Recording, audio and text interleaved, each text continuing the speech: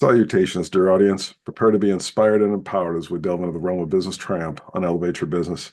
I'm Ed Jurecki, your host for today's enlightening episode. Thank you for being part of this enriching experience. Today, I'm thrilled to have a distinguished guest joining us, Myra Weise. Myra is an arts producer, choreographer, and dancer. She has trained professionally in ballet as well as modern and West African dance for nearly 25 years. She began her career in arts management 17 years ago, working for institutions like American Dance Festival, Carolina Performing Arts, Pillabilis, and most recently, the National Museum of Art. She accumulated a vast knowledge of how to produce art effectively and efficiently. In September 2022, she made her passion project her full-time job. She is now the founder and director of Proximic Media, a production company specializing in providing the logistical aspects of making art happen for independent artists, institutions, and audiences. As Myra joins us on the show, we'll discuss her personal definition of success, key challenges she's faced, and how she's used innovation to overcome obstacles and achieve her goals. Myra, how are you doing today? Hey, Ed, thank you so much for having me. I'm doing wonderful on this summer July day. Awesome. So to start with for our audience, could you share a little bit more about yourself and your business? It's really Ye- intriguing. Yeah, it's different. Essentially, I try to bring some tangibility to creativity. I ultimately am a dot connector. I help bridge people, resources, and institutions primarily through the performing arts, also through the visual arts. So, spanning genres. I'm an arts producer, so I work with artists and institutions who have a vision of creating a live performance. It could be a concert, could be a festival, could be a dance performance, it could be a short film. And I help literally connect the dots logistically on the back end to bring that vision to life. So it looks a lot like scheduling. It looks a lot like budgeting and understanding the scope of what resources are needed. Then we make art happen for audiences to enjoy and to enhance their life. I started out as a dancer. Originally thought I was going to go to college to play soccer, and a lot of injuries later fell back into a dance practice and really fell in love with the discipline, the active practice in alignment and spatial awareness and what that could bring to the world outside of the studio. That was really fascinating to me. So I pursued a career in it. I went to college for dance at University of North Carolina at Greensboro, and I honed my technique and performance qualities there, moved to New York for a little bit. But it was my junior and senior year where I really started to get a sense of how much artists didn't want to deal with the details of making the show itself happen in terms of how people experience it. They wanted to make the work, the content, but actually finding the venue, doing the marketing, selling the tickets, and doing that in a way that makes sense and is clear and easy for people to understand. Most artists don't want to deal with that, which is understandable. And that's why I exist. I found a niche, found a need to fill, and have been doing it for almost 20 years now. What an incredible journey. And I can appreciate where the artists are coming from and wanting to focus on the content, the passion portion of their business versus all of that paperwork and logistics, making a business work well. Exactly. Yeah. And oh, by the way, I think all business owners face a degree of that. So Right. what you're doing for them, it really seems like it would be an incredible opportunity for many artists out there. hmm So through that journey, how do you define success today? So you'll hear me say this word in many different contexts throughout this interview because I keep this pretty top of my list in vocabulary. Success is a practice. For me, success is a practice of assessment. So if we take the definition of insanity, the doing the same things over and over again, expecting different results, for me, success is actually the opposite of insanity. Success is trying different things and actually yielding better results. There's a florist on Instagram that I follow that I absolutely love, Maurice Harris, and he says, fail better. Success is about failing better. You're trying something over and over again. You try something different, you get better results. Maybe it's a little closer, maybe it's not. And so you try something different again. I'll talk a little bit more about refinement when I get into innovation later. But for me, success is assessing what's working, what's not working, what can we try differently to get closer.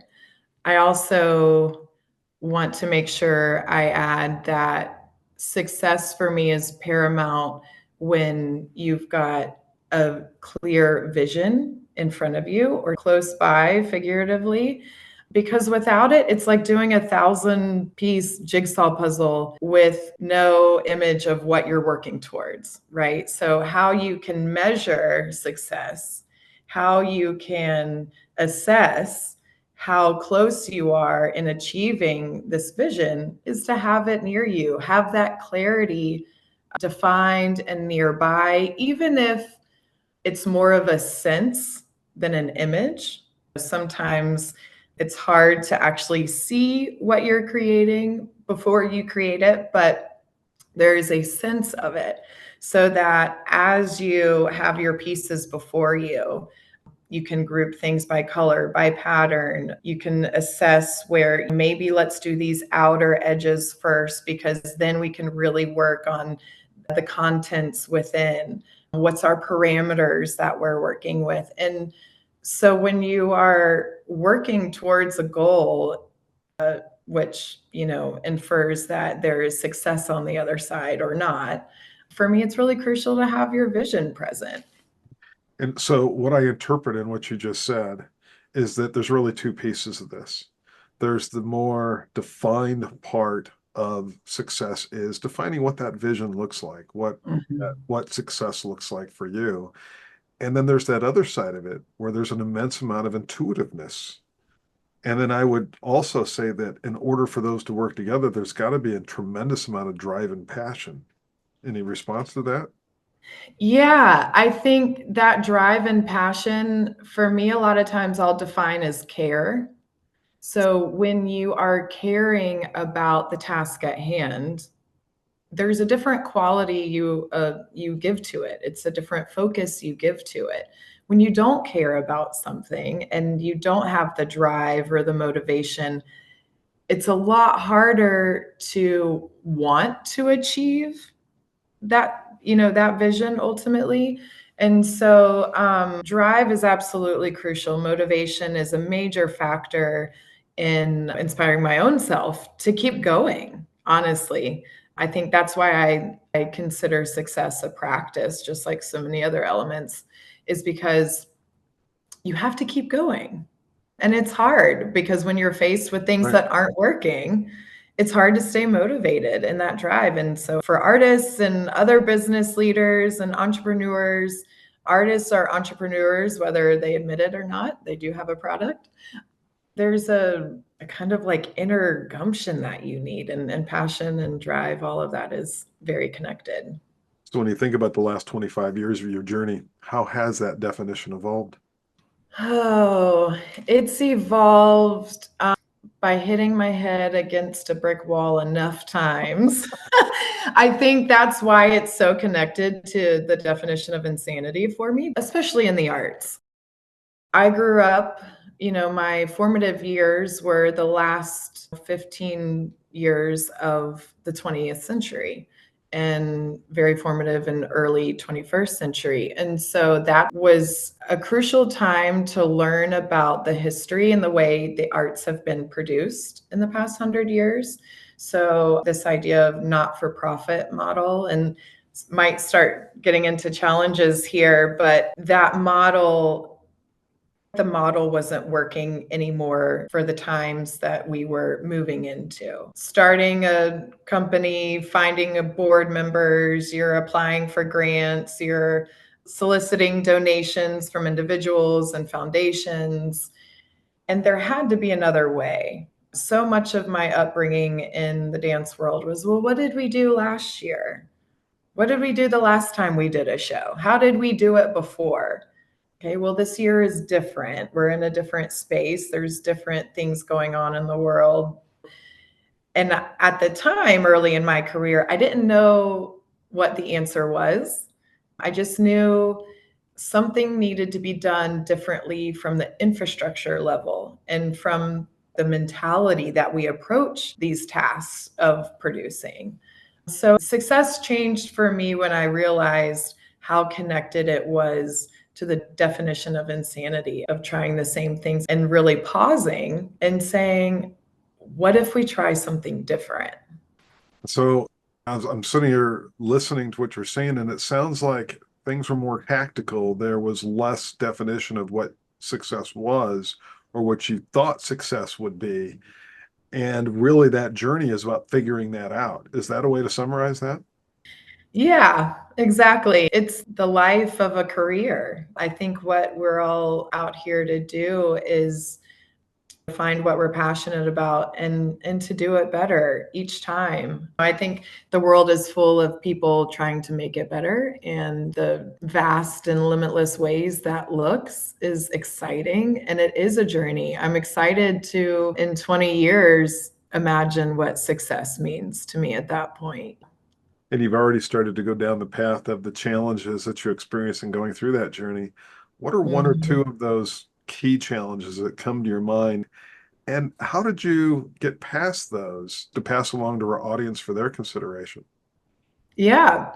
What's interesting in my work that I think is probably pretty similar across multiple industries and fields. One of the main challenges I come across day in, day out is attention span, is focus. And we can thank technology for that. We can thank social media for that. We can thank the fast paced in which we live now industrially. And so it's really every single day I am fighting for people's time and attention. So whether I'm working with artists and I may need information from them, I may need their music tracks, I may need some of their words describing copy of what the show is about.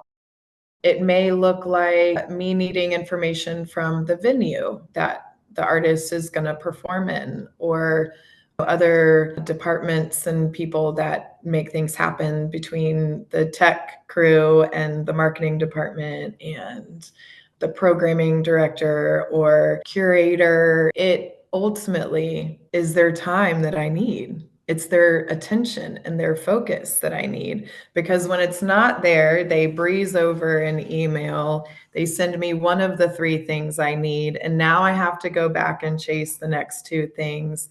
They ran over it quickly, reading through things, maybe misinterpreted something where if everybody had paused and could clearly communicate what it is they were talking about, it's really impacting, I think, the way in which we operate in the world. And I think we see it with our phones, like 60-second reels and quick text messages, and oh, we can email from our phone. So let me just get this out really quickly. We're not pausing and giving the attention, the critical thinking attention that some of these tasks take that we could, not for the sake of acceleration, but we could be moving further along more efficiently if we had paused sooner.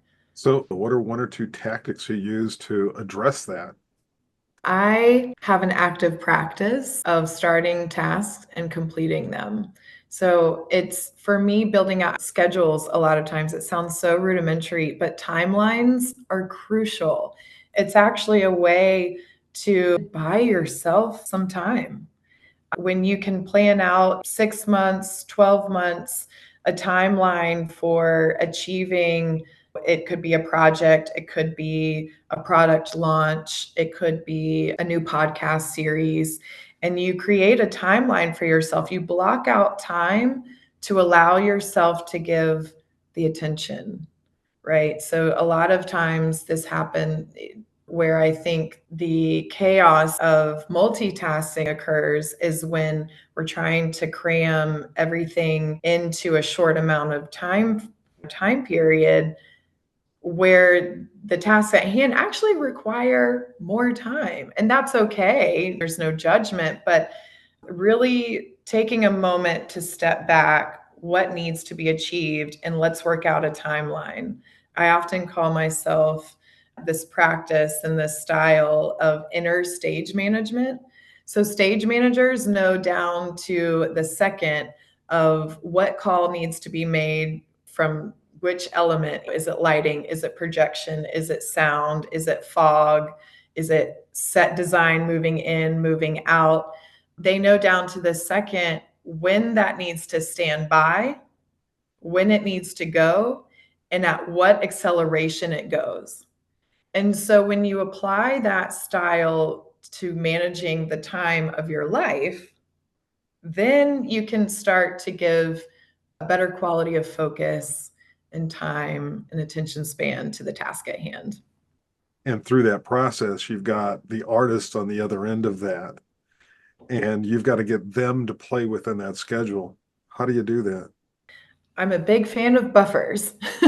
So the deadlines I give artists and institutions too. This is very much also with other arts managers and other kind of players in terms of funders and things like that. The date I tell them I need something is before when I actually need it. It's a little bit of a trick, but it's buffer. It's what buys the time, right? And for something to go wrong or something to go not as planned, because life does that all the time. And there's a way that will be needed at some point. We won't know what, you can't predict the exact form of what that mishap will take, but you've already bought yourself the time to pivot and do something different and be more successful. So, moving that conversation to innovation, how does innovation play into this approach to connect, manage the logistics, and deliver successfully on behalf of everybody involved, the artists, the venues, the sponsors, etc.? Bring the word practice up again. Innovation for me is a practice of refinement. So if you think about evolution and how things change, it starts with a mutation, something that typically works in a predetermined way, and something changes within it. That for me, in a positive and harmonious iteration, is innovation. So innovation is kind of like success is a practice of assessing. Innovation is a practice of actually doing the refining and making something better, elevating it to a different place than it was previously. And there's a lot of different ways in the arts that we do that. I think it can be as tangible as theaters and other performance and arts venue spaces moving from analog lighting infrastructure to more LED and digital. And now artists have, 200 channels of lights that they can work to change the mood or drama of a show, whereas it would have previously taken many years ago a lighting technician climbing up the ladder, and he's got a rig, put a different fixture in and then put different gel colors in, and they've got the gel colors in there that they can rotate through, but there's only about 20 options. So there's different ways this comes into play. But for me, ultimately, it's refining the way in which it's done. So, continuous improvement. Yeah. Also, I'll say really quickly, continuous improvement can only happen with inquiry.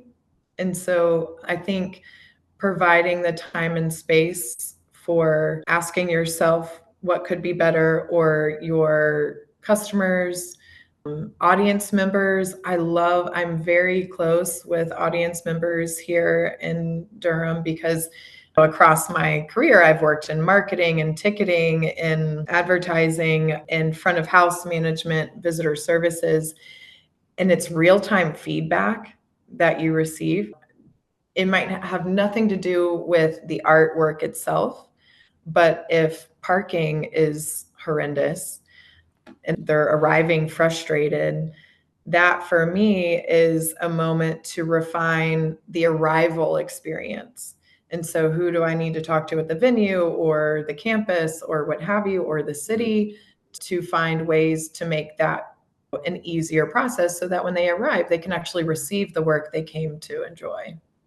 And just one last question on the innovation front. And we talked a little bit about this in our first meeting from a virtual perspective. How does that play into the innovation and enablement for this community of artists? Yeah, the virtual component of innovation is exciting. It's, I think, also all the more reason for us to pause and give time and space to critically thinking about how virtual experiences can work in our benefit and how they can be a detriment. AI, of course, is at the forefront of a lot of artists' minds in really maintaining an authenticity, a type of originality, but also the world is not discrediting it. It will very much be a part of our currency in a sense of experience for years to come. So it's an innovation in the virtual sense. There's time for exploration is really key. I think there's going to be a huge amount of opportunity, like we chatted about, of this idea of platforms. So, how artists can start to imagine a digital platform to getting their work out into the world is a huge opportunity. It's exciting. And I think to go back to what we were speaking about in the beginning of our conversation is giving ourselves that time and space to truly envision what feels authentic in a virtual manifestation of their work. Taking time to clarify that, and whether it's sensing or actually seeing more clearly in a tangible way what that form is, that there will be a spectrum of how much they have a sense, but to give time, daydreaming time to imagine what that could look like for them. And so it's an exciting opportunity. I think we are in its infancy, and I think all the more reason why infrastructure in producing the arts is more crucial. Institutions are feeling a lot of strain just as artists are, and the 21st century is embracing the digital component. And so the more that producers can help artists embrace that, the At better. least have it as part of their overall strategy. I think it's the world we're in. Yeah, absolutely. Final takeaway for our audience. If there was one thing that you could offer them that said you really should consider this as part of your entrepreneurial journey, what would that be? Care. Care about what you're doing, care about who you're impacting, care about who you are influencing, care about what your work means to your own life. And if you don't care and it's hard to be motivated and the drive is not there and it's, grueling and frustrating and the world needs more care, I think So what I that's take, what's missing. so what I take from that is if you don't have the care, if you don't have that passion, you might want to take a step back and reconsider the path that you're following. Is that a fair way to Yeah, express that? absolutely. Care about what you're doing because the world will notice. Yeah, absolutely. Any final thoughts? I think also to lead with gratitude. If Love that. we imagined our vocabulary as one of these word clouds, what words would be largest for you?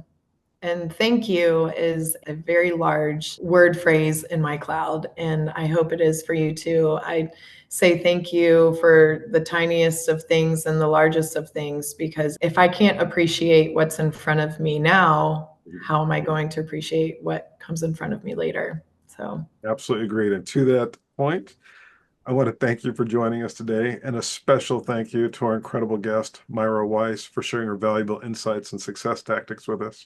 We hope this conversation has left you inspired to embrace entrepreneurship with vigor and adaptability. Remember, success is personal. Define it for yourself. But take Myra's lessons to heart as you navigate your own journey.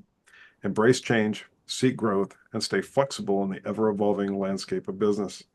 Thanks again to Myra and all of our listeners. Join us next time as we explore the entrepreneur stories of more incredible entrepreneurs. Stay resilient, stay innovative, and have a wonderful day, everyone.